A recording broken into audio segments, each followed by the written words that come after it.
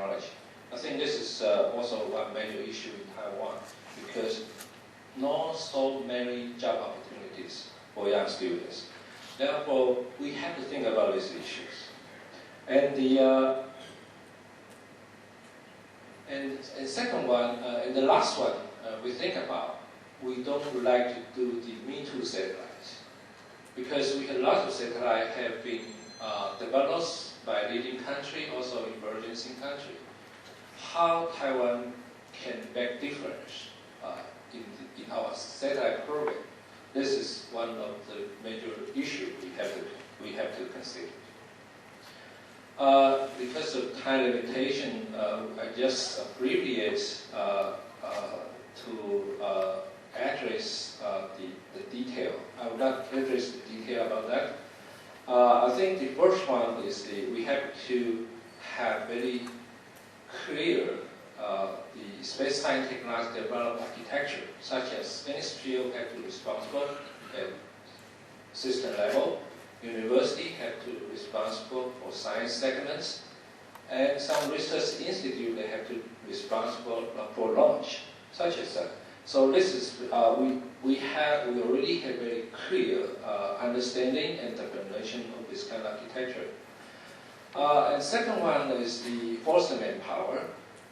We try to do is we try to cooperate in the university, but we not only given the project. We would like to do as a major funding to make them can cooperate with NSPO with two purposes. So one is to build up our self-reliant technology in Taiwan, and second one is to force the manpower for the NSPO. So this is really important strategy we also already exercise on this one. And the second one is we have to have our space program as a vehicle to integrate all the space technology from not only for NSPO but for the domains, the industry, institutes, and also the university. Again, the space program is not owned by NSPO only, have to owned by all the community, science and technology community in Taiwan, such that everybody can support the space program. Okay, and also this is the very important one, very significant one is space program with global competitiveness. We don't want to be a Me Too satellite. And how can we do that?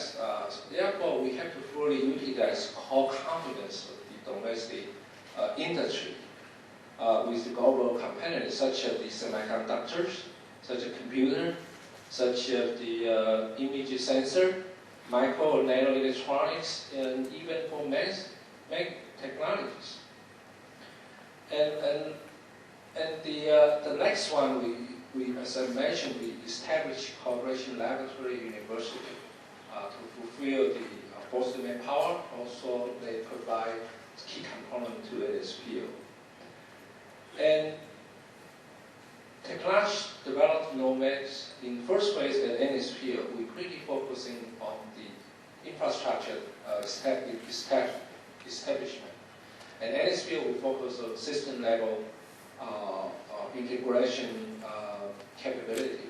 However, in the second phase, we think this is not enough.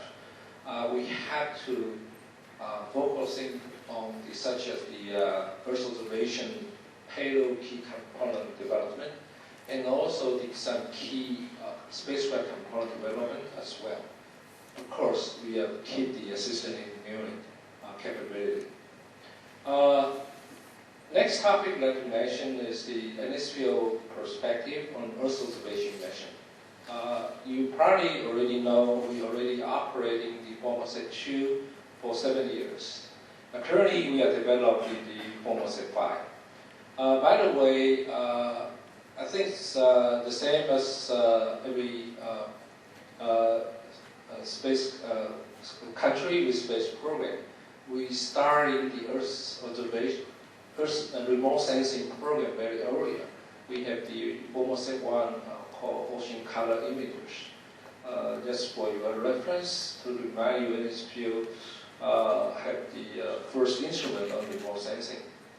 Talk about the remote sensing, I think everybody, this should be well known about the application. Different resolution in terms of spatial resolution, of time resolution, or temporal resolution. This depends on different applications. This is one I referred to some papers on the IAC last year. You can see that for next 10 years, they are going to total have 230 satellite views. Okay, and you can see the distribution of that. The majority also from the government, also leading agencies. So, what this means to NSPO? I think when we pick some major international commercial satellite in the world, you can see the trend for remote sensing in terms of resolution versus the schedules. Everybody is pretty focusing on sub-meter resolutions. This is the other chart. That's the mass versus resolution. You can see most well-known, such as the sub-meter satellite programs, such as GOI-1, Iconos, the Orbit-1 or Orbit-2 or Spot-5. They all above the 2,000 kilograms. But you know the launch cost is pretty expensive. And Formosat 2 and Formosat 5, we keep on. Formosat 2 is around 750, but in the Formosat 5, we will keep around 525. Okay, so this is the trend for the mass resolution. And this is one is very important one from NSPO perspective. If we put the temporal resolution versus the spatial resolution, you can see that the most advanced commercial satellite, they all in here. Okay, when we look into the next chart, we can see here is pretty crowded here. Okay, this can be understood because they have the very high resolution, such that they have very narrow thrust. And because they spend a lot of money, they have to make a profit.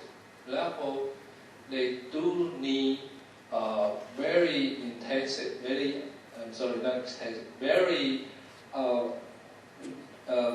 uniform global coverage, such as the visit time makes so difference. And I think the NSPO will keep on the left-hand side because nobody here. So that's just make difference in here. Formosat 2 is with a feature with daily visit capabilities. And the same, I consider a lot of the factors. The Formosat 5 will still keep on the 1.5 daily visit. That is the future. I think can compensate a lot of compensate, especially for aftermath assessments of the natural disaster occurs. So that is the how we make the difference for the remote sensing program. Next, I would like to review some Formosat 2 program. I think everybody knows it's launched in 2004. It's still in the good health and continuing to operating. And we choose a very unique the orbits in 40 revolution exactly. I think this is some advantage, also it's a bad advantage. The advantage, we can visit the same area with the same view angle every day. Okay. But the disadvantage is we don't have the global coverage because sorry.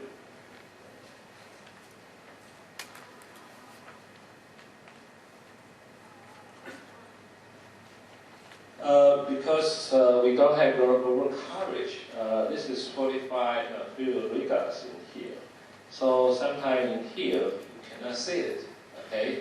And the other disadvantage is we cannot get exactly 2-meter resolution only in the negative direction. We don't have uniform resolution. However, this kind of satellite has disadvantage as well because we compensate the most international commercial satellite. They don't have. This is one example. When you looking at the same area every day, you can see the changes of the objects. And we also have the multitasking capability as well with the plus minus 45 degree backward and afterwards. So it's a very good agility. And this is, I think everybody knows about this. We can use in our agility to catch the image in very few things. And the other one is some application feature, such as the natural disaster, such as the pollution. We can image that immediately and continue to do that. Therefore, we can won the lawsuits in the court. And this one I will explain that later. And we also capable for dynamic image. This is a space station we have been catching for almost 2. The most important for daily visit features, we support major natural disaster. Everyone, I think since its launch 2004, including the tsunami, South Asia tsunami, up to the Japan earthquake and tsunami in early this year.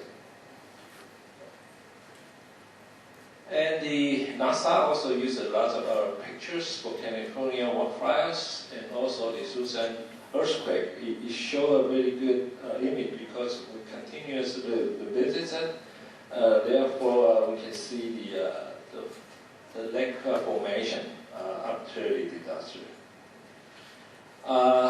The other important one I would like to mention is very effective and efficient supports to the Japan earthquake tsunami. When can you see that this is the image have been catch my former set 2 for the since the early March. But you can see that